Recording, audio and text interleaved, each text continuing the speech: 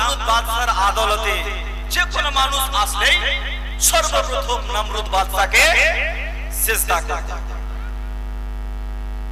সবাই সিজদা করলেন, ইব্রাহিম নবী সিজদা করলেন না।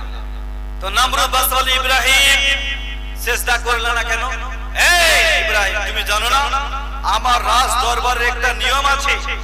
তুমি দেখলে না সবাই আমাকে সিজদা করলো, তুমি করলে না কেন? সাইয়্যিদুনা ইব্রাহিম আলাইহিস সালাম বললেন, নামরুদ আমি এক আল্লাহকে সিজদা করি। সুবহানাল্লাহ। এক আল্লাহর সামনে মাথা নত করি, দুনিয়ার কোন মানুষের সামনে আমি মাথা নত করি না, তোমাকে সিজদা করতে পারি না, আমি এক আল্লাহকে সিজদা করি। নামরুদ বললেন, ইব্রাহিম তোমার আল্লাহকে? ইব্রাহিম আলাইহিস সালাম বললেন, আমার আল্লাহ জীবন দেয় মরণ দেয়। এটা শোনার পর নামরুদ বললেন, ইব্রাহিম এটা তো আমিও করতে পারি, আমিও করতে পারি, আমিও তো জীবন দিতে পারি, মরণ দিতে পারি, তাহলে আমি নিজেকে খোদার দাবি করব না কেন? ইব্রাহিম আলাইহিস সালাম বললেন, তাই নাকি? ইব্রাহিম আলাইহিস সালাম বললেন, দেখো তো দেখি। তাই নামরুদ বাদশা জেলখানা থেকে দুইজন আসামিকে বের করলো আর একজনকে ফাঁসি দিয়ে খুন করলো, একজনকে ছেড়ে দিল। নামরুদ বাদশা বললেন, ইব্রাহিম দেখলাম আমিও তো জীবন দিতে পারি, মরণ দিতে পারি, একজনকে ছেড়ে দিলাম, একজনকে খুন করে দিলাম, মুসলমান। তখন ইব্রাহিম আলাইহিস সালাম বললেন, এ নামরুদ আমার আল্লাহ প্রতিদিন পূর্ব দিকে সূর্য উঠায় আর পশ্চিমে নিয়ে যায়, তুমি যদি আল্লাহ একবারের জন্য সূর্যখানাকে পশ্চিম দিক থেকে উঠাও। জোরে বলো সুবহানাল্লাহ, আরো মহব্বতে বলো।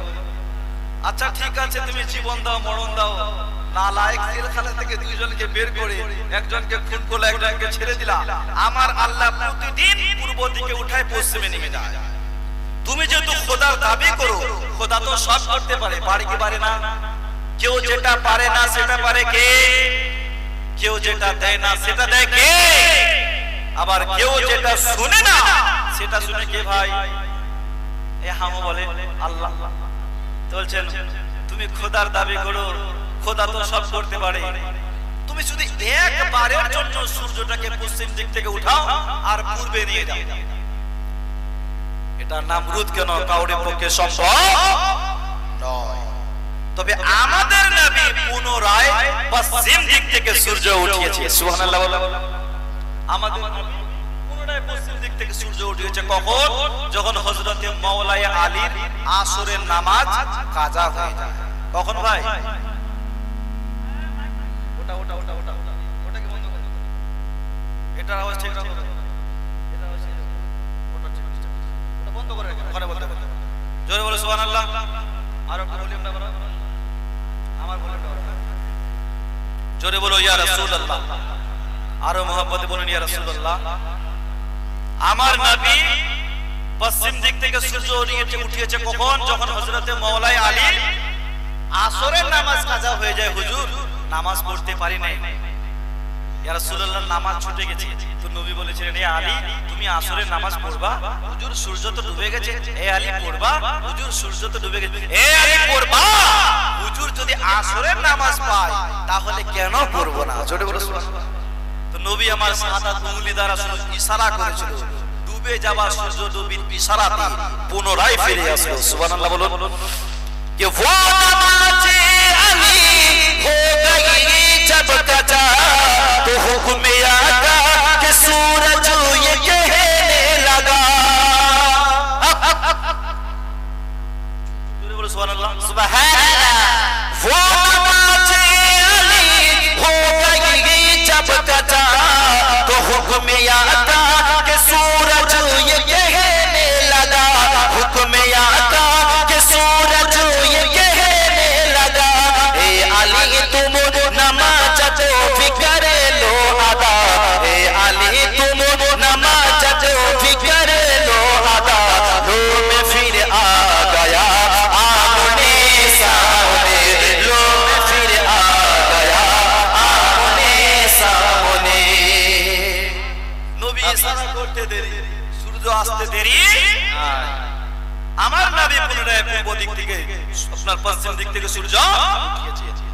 হযরত ইব্রাহিম আলাইহিস সালাম বললেন, নমরুদ তুমি যেহেতু খোদার দাবি করো, খোদা তো সব করতে পারে, একবারের জন্য শুধু সূর্যটাকে পশ্চিম দিক থেকে উঠা। ও মুসলমান বাবাজি ভাই, তখন নমরুদ বাদশা বললেন, ইব্রাহিম, আমি এত বড় একজন নামি দামি বাদশা, আমার হুকুম গোটা বিশ্বের মধ্যে চলে, আমার মুখের সামনে টপর টপর এই জেলখানায় বন্ধ করো, ইব্রাহিমকে জেলখানায় বন্ধ করা, আমার মুখের সামনে এত বড় কথা, আমি এত বড় একজন বাদশা রাজা, একে জেলখানায় বন্ধ করো। তাই ইব্রাহিম আলাইহিস সালামকে জেলখানায় বন্ধ করে দিল। তারপর নমরুদ বাদশা নিজের ওজির খদ্দামদেরকে নিয়ে পরামর্শ করে এখন ইব্রাহিমের সাথে কি করা যায়। লোকেরা বললেন, হুজুর, সে আমাদের মূর্তিগুলো ভেঙেছে, সে আমাদের খোদাগুলোকে গালিগালাজ করেছে, ইব্রাহিমের তো একটাই শাস্তি হওয়া চাই, ওকে আমরা জিন্দা আগুনে জ্বালিয়ে দেব, ওকে জিন্দা জ্বালাবো। তো নমরুদ বাদশা বলেন, এটাই ফাইনাল ডিসিশন, ইব্রাহিম নবীকে জিন্দা আগুনে পোড়াবো, ইব্রাহিম নবীকে জিন্দা জ্বালাবো। তাই চার দেওয়ালে একটা জায়গা বানালো, বিশাল বড় একটা জায়গা। নমরুদ বাদশা বললেন যে ইব্রাহিমের সাথ দিবে, ইব্রাহিমের সাথে তাকে আগুনের মধ্যে পোড়ানো হবে, খবরদার কেউ যদি ইব্রাহিম নবীর সাথ না দেয়। মুসলমান বাবাজি ভাই, চার দেওয়ালে একটা বিশাল বড় জায়গা বানালো, অনেকগুলো খড়ি জমা করলো, কয়েক মাস ধরে আগুনকে রেডি করলো, আগুন জ্বালালো। আগুন যখন কমপ্লিট, আগুন কমপ্লিট, এইবারে সাইয়েদনা ইব্রাহিম আলাইহিস সালামের হাত পাগুলো বেঁধে আগুনের মধ্যে চালিয়ে দেয়, দূর থেকে আগুনের মধ্যে চালিয়ে দেয়। ইব্রাহিম আলাইহিস সালাম আগুনের মধ্যে যায়। ওই সময় আল্লাহর ফেরেশতা হযরত জিবরিল আলাইহিস সালাম ইব্রাহিম আলাইহিস সালামকে এসে বলেন, হুজুর, ওগো আল্লাহর পয়গম্বর ইব্রাহিম নবী, যদি কোনো খোয়াইশ মাদাদের প্রয়োজন হয় আমাকে বলুন, আমাকে যদি আদেশ করেন মুহূর্তের মধ্যে আগুনকে আমি নিভিয়ে দিই। সুবহানাল্লাহ, আপনি শুধু আদেশটা করেন। তো ইব্রাহিম আলাইহিস সালাম বললেন, ভাই জিবরাইল, তোমার কাছে আমার সাহায্য লাগবে না, তোমার কাছে সাহায্য লাগবে না। আচ্ছা ভাই জিবরাইল, বলো তো আগুন কে জ্বালায়? তো বলছে আল্লাহ। তো ইব্রাহিম আলাইহিস সালাম বলছেন, ভাই জিবরাইল, জানতা है वो मेरे रब जलील, आग में जाता है उनका खलील, তোমার কাছে সাহায্য লাগবে না, আমার আল্লাহ জানে তার ইব্রাহিম আগুনের মধ্যে যাচ্ছে। জোরে বলো সুবহানাল্লাহ। আমার আল্লাহ যদি আমাকে জ্বালাতে চায়, চলতে রাজি আছি, আমার আল্লাহ যদি আমাকে বাঁচাতে চায়, আমি ইব্রাহিম বাঁচতে রাজি আছি, তোমার কাছে সাহায্য লাগবে না। ইব্রাহিম আলাইহিস সালাম যখন আগুন নিয়ে চলে গেল, আমার আল্লাহ আগুনকে বলছেন, ইয়া নারু কুনি পারদাও ওয়া সালামান আলা ইব্রাহিম।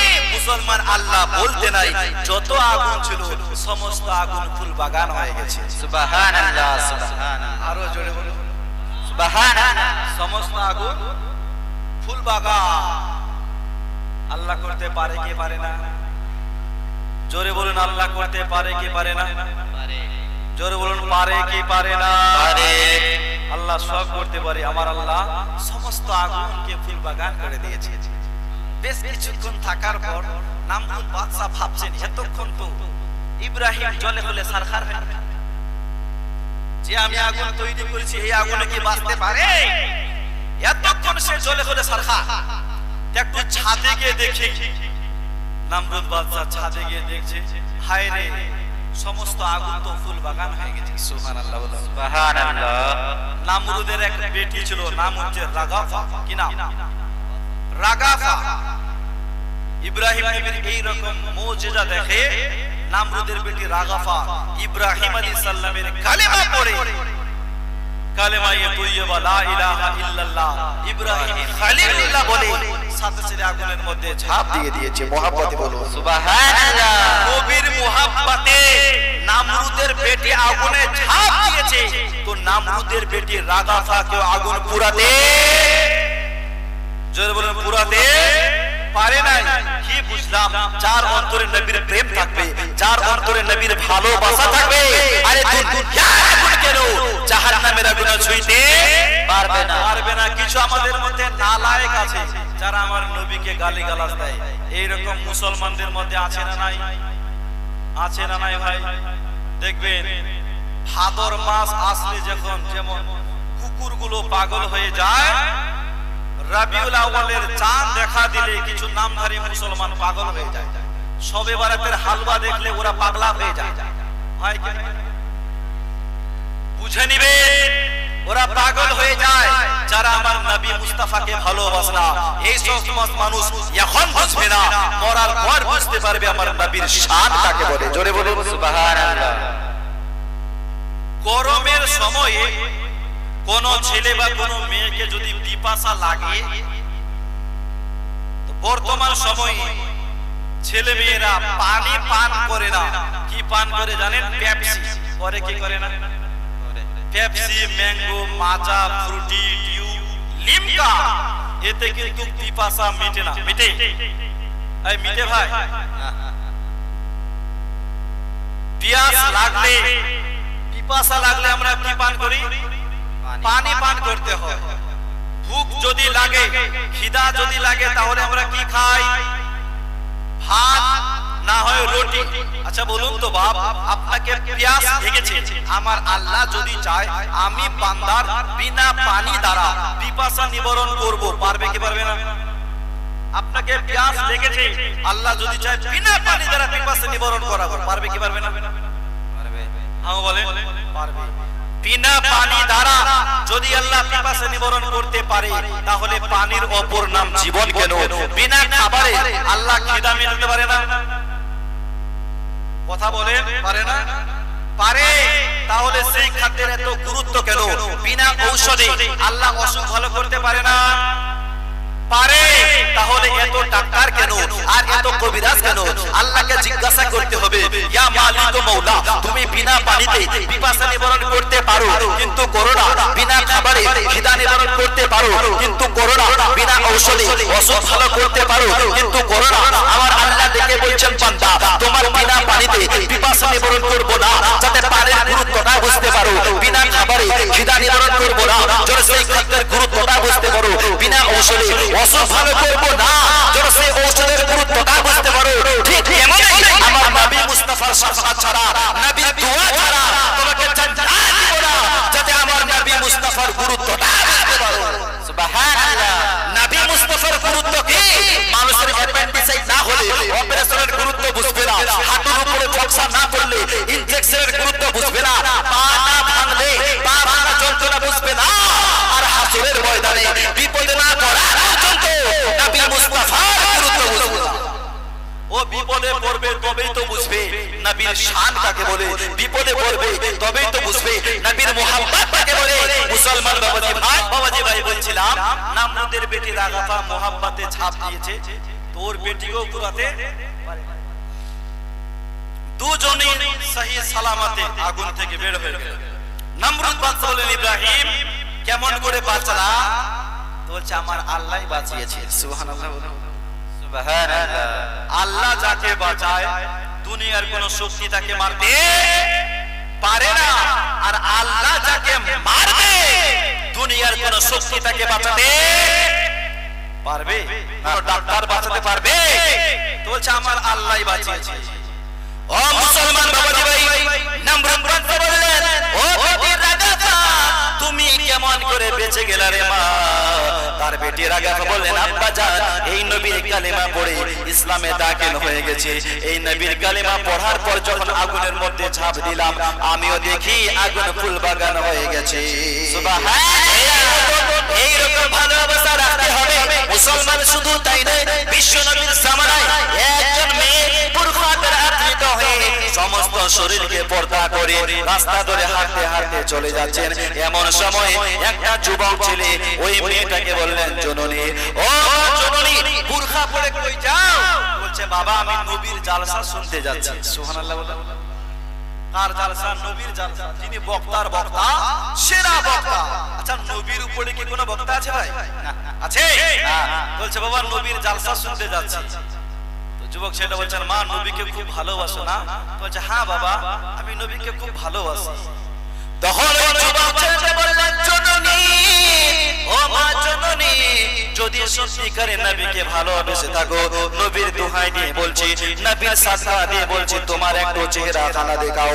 ওই মেয়েটা বলে চিন্তা করে গেলেন, আল্লাহ আমি যদি আমার চেহারা পর পুরুষকে দেখাই গুনাহ আছে না নাই? এই জরুরি গুনাহ আছে না ভাই?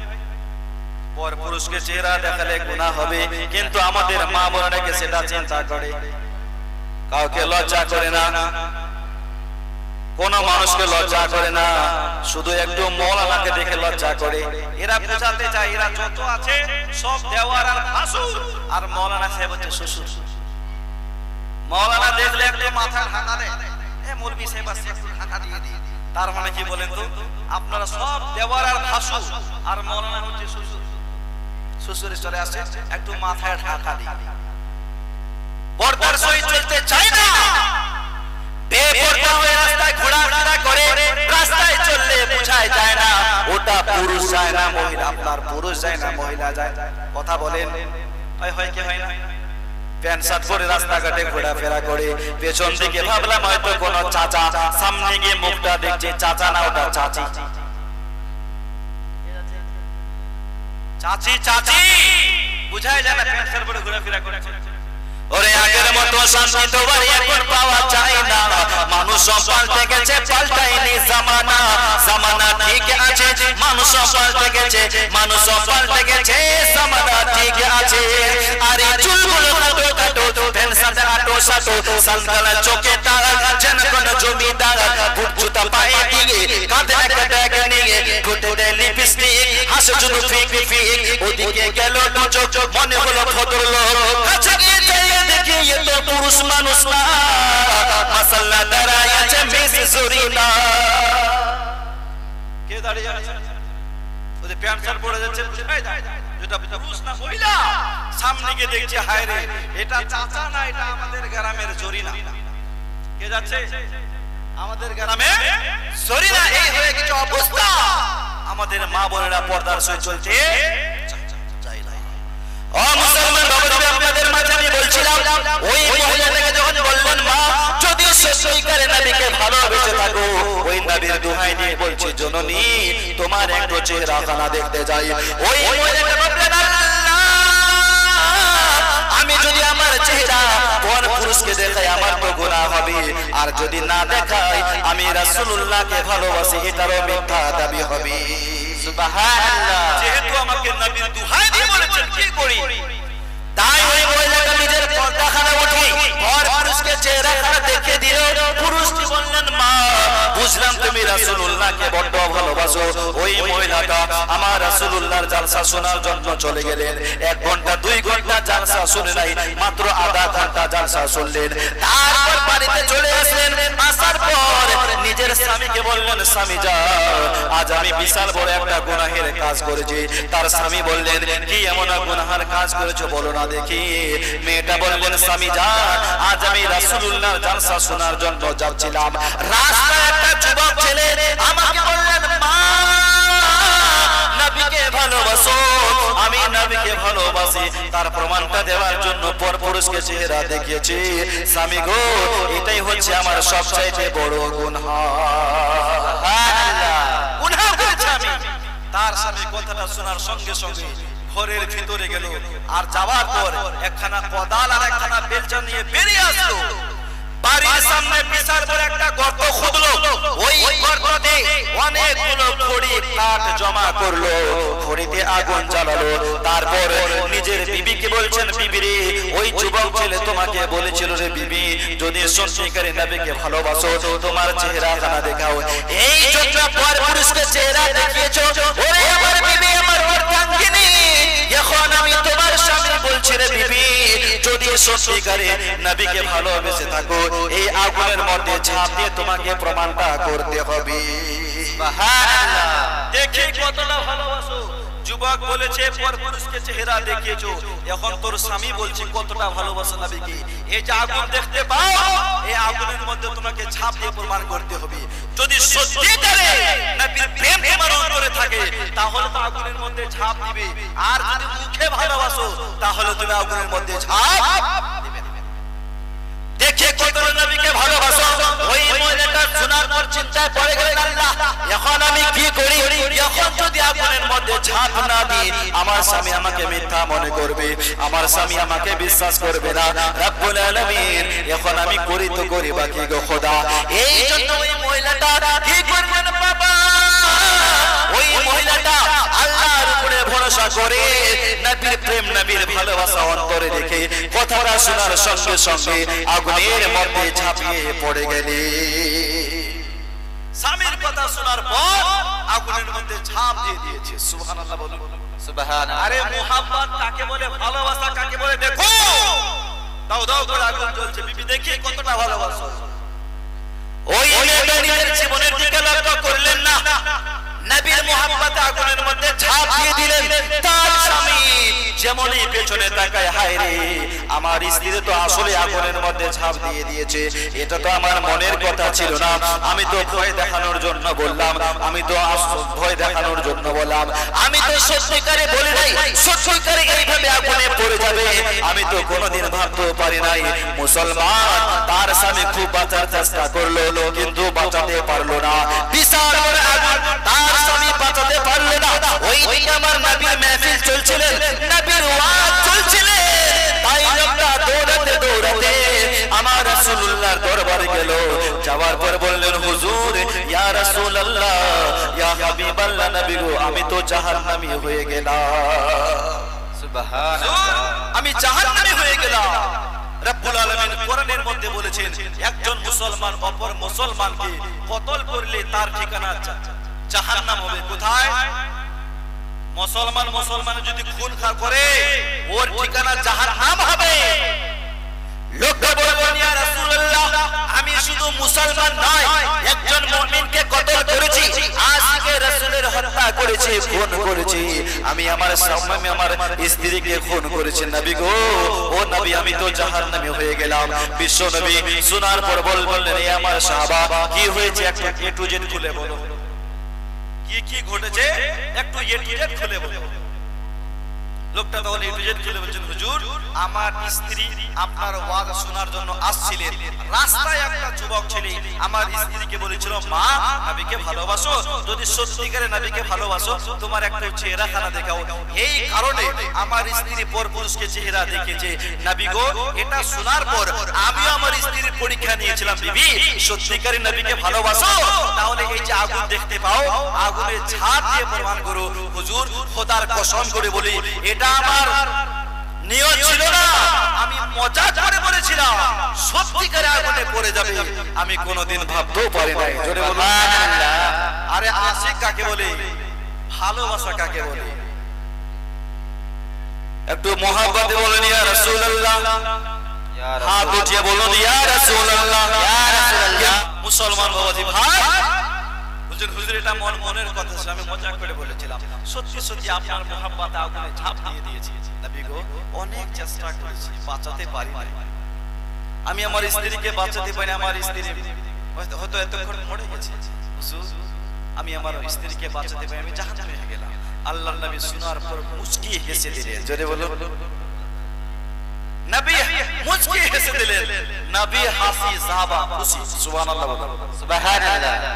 নবী আমার বলছেন, এই আমার সাহাবা আগুনের কি মজা যে তোমার স্ত্রীকে পোড়ায়, কারণ তোমার স্ত্রী আমার মোহাব্বতে আগুনে ঝাঁপ দিয়েছে, ওই আগুন তোমার স্ত্রীকে পোড়াতে পারবে না, কারণ নবীর জবান ও जुबान जिसको सब उनकी कुंजी कहे उनकी नाफिज हुकूमत पे ला हो सका। হে সাহাবা যাও বাড়িতে চলে যাও, তোমার স্ত্রীকে আগুন পোড়াতে পারবে না, কারণ আমার মোহাব্বতই তো ঝাঁপ দিয়েছে। মুসলমান বাবাজি ভাই ওই লোকটা এক পা দু পা করে বাড়িতে গেল, যাওয়ার পর কি দেখছেন তার স্ত্রীকে আগুন পোড়া তো দূরের কথা, শরীরের মধ্যে যে কাপড়গুলো লেগে আছে ওই কাপড় পর্যন্ত আগুন পোড়াতে পারে না। কেন পোড়াতে পারে? কারণ ওই মেয়েটার অন্তরে নবীর প্রেম ছিল, নবীর ভালোবাসা ছিল। এই রকম রাসূলুল্লাহকে ভালোবাসতে হবে। আপনার ইন্তেকালের পর আপনাকে সিনার সঙ্গে জড়িয়ে ধরে আমার রাসূলুল্লাহ আপনাকে জান্নাতে নিয়ে চলে যাবে। সুবহানাল্লাহ, জিন্দাবাদ, সুবহানাল্লাহ। এই যে বক্তা চলে এসেছে, नारे तकबीर, नारे रिसालत, मसलके आला हजरत हजरत अल्लामा व मौलाना तफज्जुल साहब किबला। नारे तकबीर, नारे तकबीर, हजरत अल्लामा व मौलाना तफज्जुल साहब किबला। नारे तकबीर, नारे रिसालत।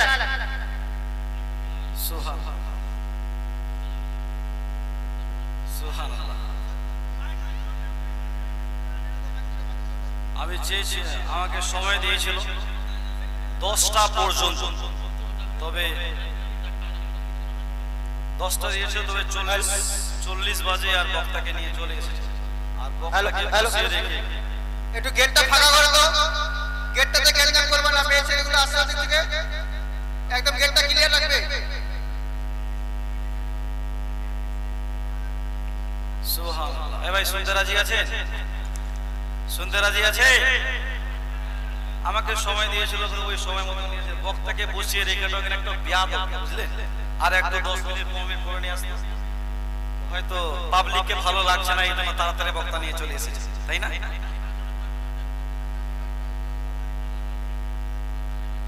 আচ্ছা আচ্ছা আচ্ছা। তো আর কিছুক্ষণ বলি।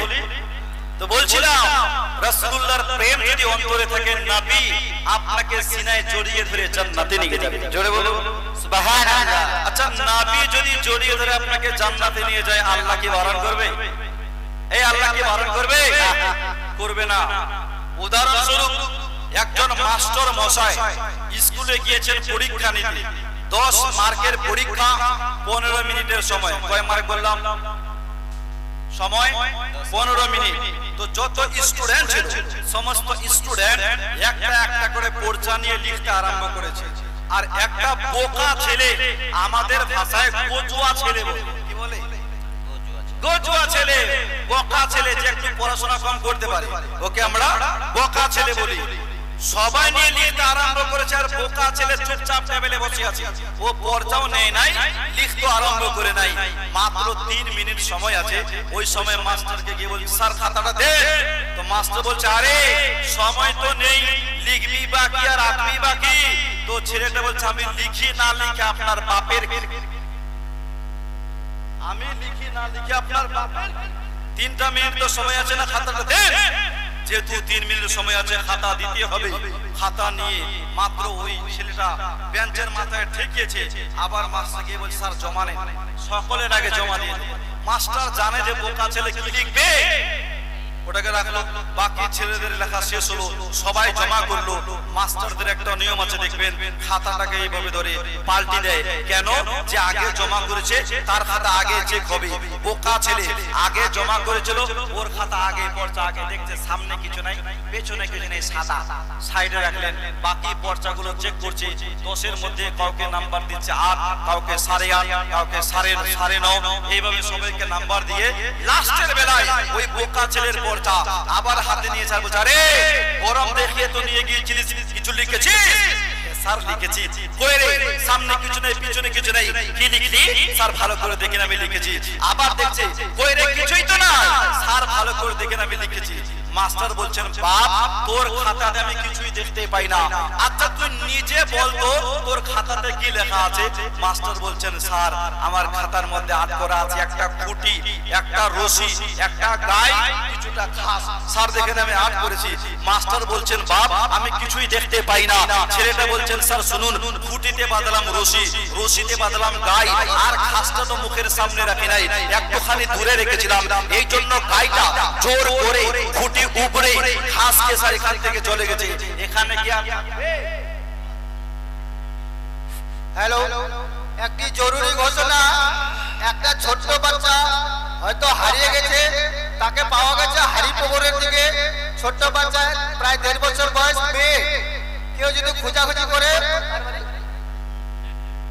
সুরতের বাড়িতে রাখা আছে, ওখানে যোগাযোগ করতে পারবে। বাবাজি ভাই, ছেলেটা বলছেন, স্যার শুনুন, গাই ঘাসকে এখান থেকে চলে গেছে, এখানে কি আর থাকবে? ঘাসই তো না। মাস্টার মনে মনে ভাবছেন, একটা বোকা ছেলে এতক্ষণ ধরে আমাকে বানালো। মাস্টার ভাবলেন, বাপ তুই কিছু কিংবা কিছু লিখ কিংবা নাই নেই, তোর মাথায় এত সুন্দর একটা বুদ্ধি এসেছে, তাতে আমি খুশি। যা, সব থেকে হাইস্ট নম্বর তোকে দিয়ে দিলাম। মাস্টার খুশি হয়ে ছেলেকে হাইস্ট নম্বর দিল। মাস্টারের জেল হবে, এই জেল হবে, ফাঁসি হবে, মামলা হবে, কিছুই হবে না।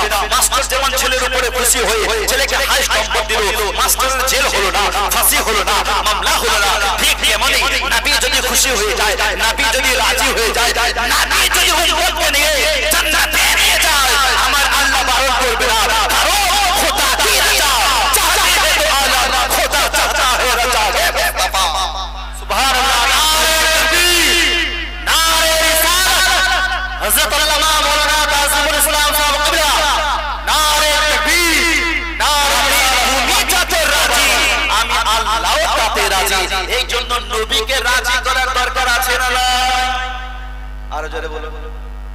জোরে বলুন, নবীর মতন কেউ সৌন্দর্য আছে? আছে ভাই? কিন্তু তবুও পাবলিক বলে নবী আমার মতো। আস্তাগফিরুল্লাহ বলে। পূর্ণিমার চাঁদে দাগ আছে, কিন্তু মুস্তাফার চেহারাতে কোন রকমের দাগ ছিল না।